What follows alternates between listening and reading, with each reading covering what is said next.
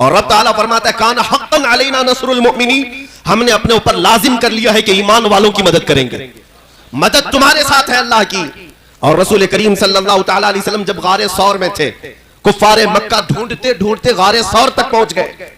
हिजरत का वाकया मालूम होगा जब हुजूर पाक सल्लल्लाहु अलैहि वसल्लम सिद्दीक़ अकबर के साथ तन्हा है और 100 से ज्यादा कुफ्फार मुशरिकीन हुजूर का पीछा करते हुए वहां तक पहुंच गए। जब गारे सौर के करीब उनके कदमों की आहट आई तो सैयदना अबू बकर सिद्दीक रज़ियल्लाहु ताला अन्हु घबराने लगे। मेरे मुस्तफा करीम सल्लल्लाहु अलैहि वसल्लम ने एक जुमला फरमाया था, उस जुमले को कुरान में भी अल्लाह ने बयान फरमाया। अबू बकर सिद्दीक के सीने पर हाथ रखकर अल्लाह के रसूल ने यूं कहा, ला तहज़न इन्नल्लाह माना, अबू बकर घबरा मत, अल्लाह हमारे साथ है, अल्लाह हमारे साथ है। ये जुमला इतना पावरफुल है, आज भी है मुसलमानों में तुमसे कहता हूं, फख्र करो इस बात पर, करोड़ों उनके साथ होंगे लेकिन अल्लाह हमारे साथ है, अल्लाह हमारे साथ है। अगर तुम हो सकता है ये पूछोगे अल्लाह हमारे साथ है तो ये मस्जिदों का हाल ऐसा क्यों है, या हमारी खानकाहें बर्बाद क्यों हो रही हैं, ये मुसलमान बच्चों का कत्लेआम क्यों हो रहा है, हमारी बच्चियों का हिजाब और ये अजान, ये कलमे, ये नमाजें, ये सलाम, ये हुजूर की ज़ात खतरे में क्यों है, निशाने पर क्यों है, तुम अगर ये सवाल करते हो तो मैं जवाब में इतना ही कहूंगा, कुछ तो शामत आमाल है, कुछ तो शामत आमाल है। हमारे बिगड़े हुए, हमारे भटके हुए नौजवान और हमारे मुआशरे की ये बुरे आमाल, कुछ तो ये सबब है, लेकिन कुछ तो रब ताला की मसलहतें भी हैं जिसको हम अपने अंदाज में यूं कहते हैं, कुछ देर की खामोशी है फिर शोर आएगा, कुछ देर की खामोशी है फिर शोर आएगा। आज तुम्हारा वक्त है, कल हमारा दौर आएगा इंशाअल्लाह। मेरे अजीजों, इकबाल ने यह भी कहा था, जरा नम हो तो बड़ी जरखेज है ये मिट्टी। किसके लिए कहा है?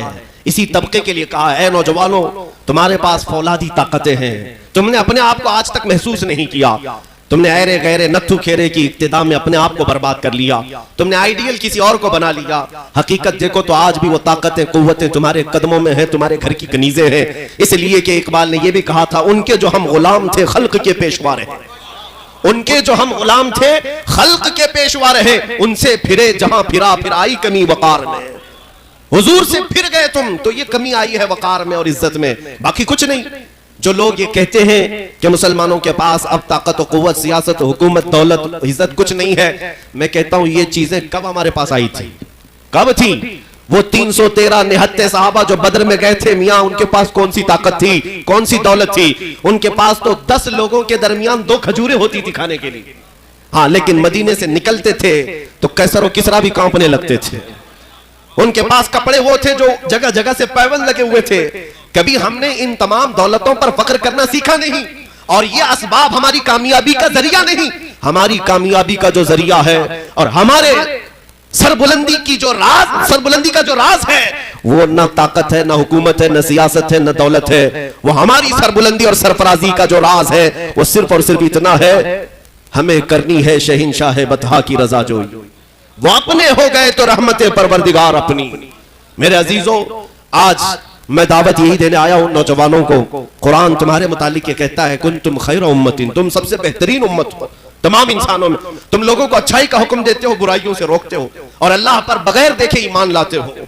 तुम्हारी ये खुसूसियत है, दुनिया की कौमों से तुम्हारी तुलना नहीं की जा सकती, दूसरे तमाम लोगों से तुमको कंपेयर नहीं किया जा सकता। इसलिए कभी भी अपने आप को दूसरों के साथ कंपेयर मत करो कि फलां कम्युनिटी वाले कारों में घूम रहे हैं, फलां के पास बड़े बड़े बंगले हैं, उस कौम को देखो पैसों की रेल पेल है। तुम अपने आप को उनसे कंपेयर क्यों करते हो? तुम्हें पता नहीं तुम्हारे पास क्या है? उनके पास दुनिया की गाड़ी, बंगले, घोड़े सब होंगे, लेकिन ऐ नादानो, उनके पास मदीने का ताजदार नहीं है।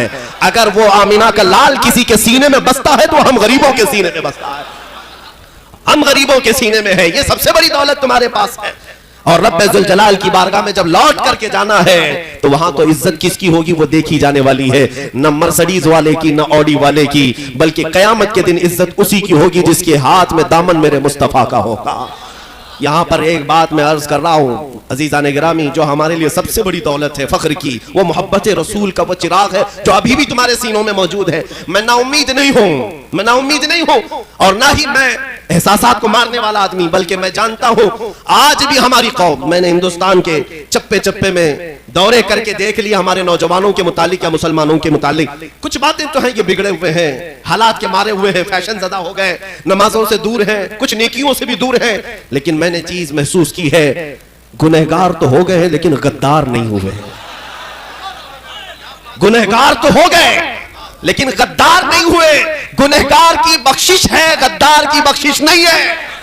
इसीलिए अब हमारी उम्मीदें जागी हुई हैं कि गद्दार नहीं हुए। इसकी सबसे बड़ी अलामत यह है कि इधर कोई हुजूर का नाम लेता है, बगैर किसी हुक्म के लोग अंगूठों को चूम लेते हैं, आंखों से लगा लेते हैं। तुम्हें किसने कहा हुजूर के नाम को चूम कर आंखों से लगाओ? इधर अशहदु अन्ना मुहम्मदर रसूलुल्लाह कहा जाता है। हर एक के लब चूम करके अंगूठों को आंखों से क्यों लग जाते हैं? यह अलामत है कि दिल के अंदर अभी चिराग मुस्तफा का जल रहा है, उस मोहब्बत का चिराग मौजूद है। बस इस दिया की रोशनी को और थोड़ा शोला बनाने की देर है। जिस दिन ये चिराग शोला बनेगा इंशाअल्लाह अज़ीज वो वक्त आएगा जब मुझ जैसा एक कमतर आदमी नहीं, तुम हर मोहल्ले में एक एक सलमान जरूर देखोगे, हर बस्ती में देखोगे। मैं अपनी तारीफ के लिए बात नहीं कर रहा, मैं तहदीस नेमत के लिए कह रहा हूं। आज अगर तुमको मुझसे मोहब्बत है तो इसलिए नहीं है कि मैं किसी बड़े खानदान का बेटा हो, बल्कि सिर्फ मुझसे मोहब्बत इसलिए करते हो कि मेरे मुस्तफा की हदीसें या बातें किया करता है, हुजूर पाक सल्लल्लाहु तआला अलैहि वसल्लम की मोहब्बत की बात करता हूं। यही इज्जत है। और कल को देखोगे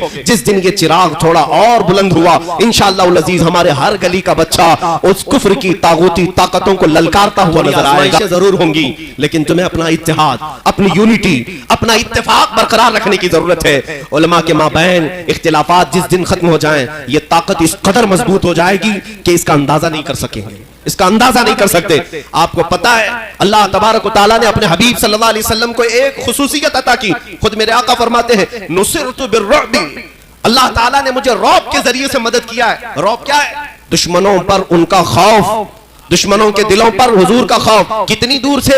हदीस में 500 मील दूर अगर दुश्मन है वहीं से हुजूर के नाम से खौफ से कांपने लगता है। ये अल्लाह ताला की तरफ से दिया हुआ रौब। और बुजुर्गान दीन फरमाते हैं रसूल पाक सल्लल्लाहु ताला अलैहि वसल्लम की बरकत से अल्लाह ने उनकी उम्मत को भी ये रौब अता किया है। उनकी उम्मत के उलमा, मशाइख और उम्मत के मुत्तकीन को ये रौब मिला है। तादाद में, की सैकड़ों की तादाद में अल्लाह ने तुम्हें रौब के जरिए मदद फरमाया। रौब तुम्हारा मौजूद है, खौफ है, मौजूद है। आज मुझे ये बात समझ में नहीं आती। आज एक हैरत की बात है, हमारा मुल्क अजीज, हम तो यहाँ पर पैदाइशी हैं, आंखें यहीं खोले हैं, बचपन से देख रहे हैं। हमसे बड़े भी बुजुर्ग यहाँ बैठे हैं, कई नशेब व फराज इन्होंने अपनी जिंदगियों में देखे होंगे। आजादी के वक्त के भी लोग मौजूद हैं, उसके बाद के भी लोग मौजूद हैं।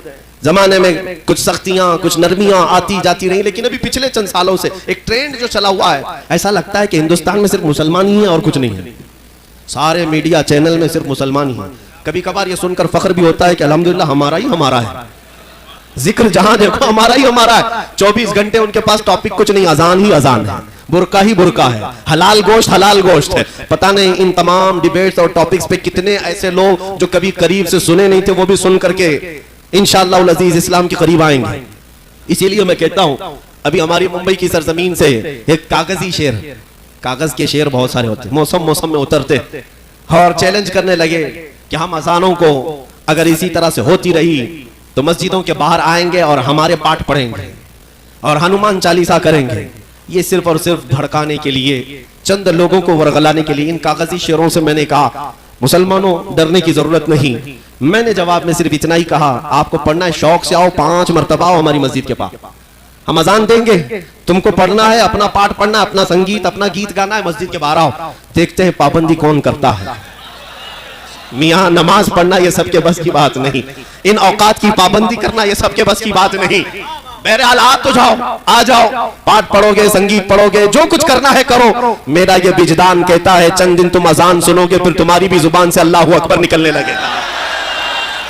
अजान का असर ये है।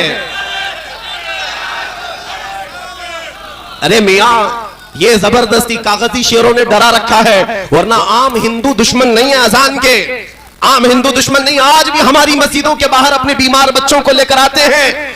उनके ये एहसासात हैं, उनके ये जज्बात हैं कि अल्लाह के नाम पढ़ करके ये नमाजी निकलते हैं, दम करेंगे शिफा हो जाएगी। और मैं कहता हूं अल्हम्दुलिल्लाह, तुम आओगे, पाठ पढ़ोगे, दुश्मनी लगाने की बात करते हो, चंद दिन अनजान लोगों को भेजो और करने दो, 40 दिन गुजरने दो, फिर देखो। हम तो अकीदा ये रखते हैं अजान पढ़ने से पागल अच्छे हो जाते हैं। हाँ, जिन्नात भाग जाते हैं, शैतान भाग जाते हैं। हमारा मुअज्जिन पुकारता रहेगा, एक दिन तुम्हारा भी शैतान भागेगा। खौफ, इसलिए मेरे अजीजों आला हज़रत का वो शेर हमारे हौसले बुलंद करता है। आपने फरमाया था खौफ ना रख रजा जरा, तू तो है अब्दे मुस्तफा।